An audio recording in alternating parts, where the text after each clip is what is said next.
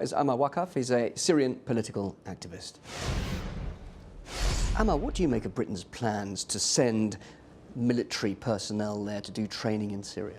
Well, it's a bit odd for a start, because I remember in July 2013 the Parliament passed a motion very successfully to prevent the government from arming the Syrian rebels unless there was a clear, explicit consent from the Parliament. Now, I can't remember there was a discussion in the Parliament about arming the Syrian rebels at this moment, but the thing that we heard today, or the news that we heard today, was that they're going to train and equip.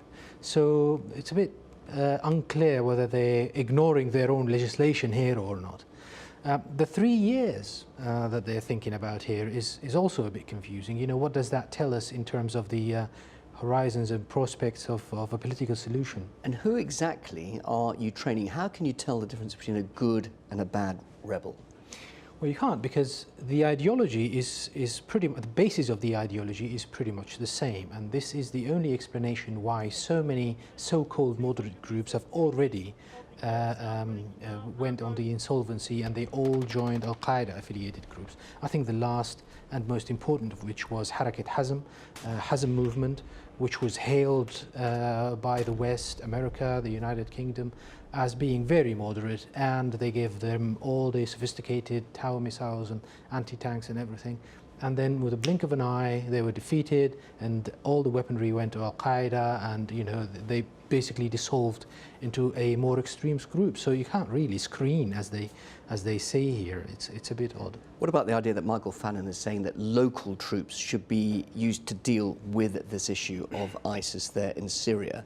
Obviously, some sort of foreign presence there in this training capacity, but why is the West actually saying that now, that using local troops, what, to get somebody else to do the dirty work for them? Well, I think they're being a bit disingenuous in saying that what they are interested in is defeating ISIS, because these troops that are being trained could be pretty much trained to fight the Syrian government at the same time. So, and there is no guarantee that those people, once inside Syria, they're going to choose this foe against that foe. In fact, again, they might easily be dissolved in ISIS or in Jabhat al-Nusra, Al-Qaeda affiliated groups, easily, and then fighting everybody else.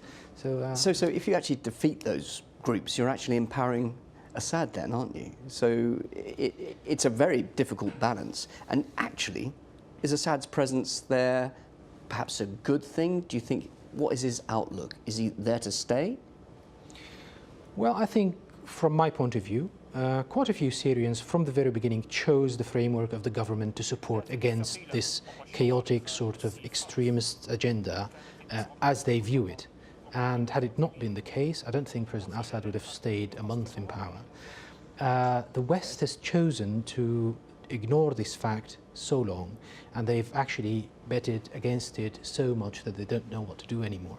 And this tells you a little bit why 3 years, because I think all that they are interested in at the moment is to keep themselves somehow in the game, so that something might happen in the next couple of years, probably a more radical Republican coming to the White House. 2 or 3 more years of what? All so much death and destruction, so many civilians, yep. The humanitarian crisis, that's sort of ignored then, is it? Just briefly. Well, at the end of the day, it's not totally ignored, because they're trumpeting the whole thing again, but they're putting, you know, they're saying this is Assad's fault, this is the Syrian government's fault, but it's actually not. Nobody is willing to acknowledge that the Syrian president and the Syrian government have enough support to keep it going. They need to deal with it. Ammar, thank you very much indeed. Good to talk to you. Ammar Waqqaf, thank you. Thank you.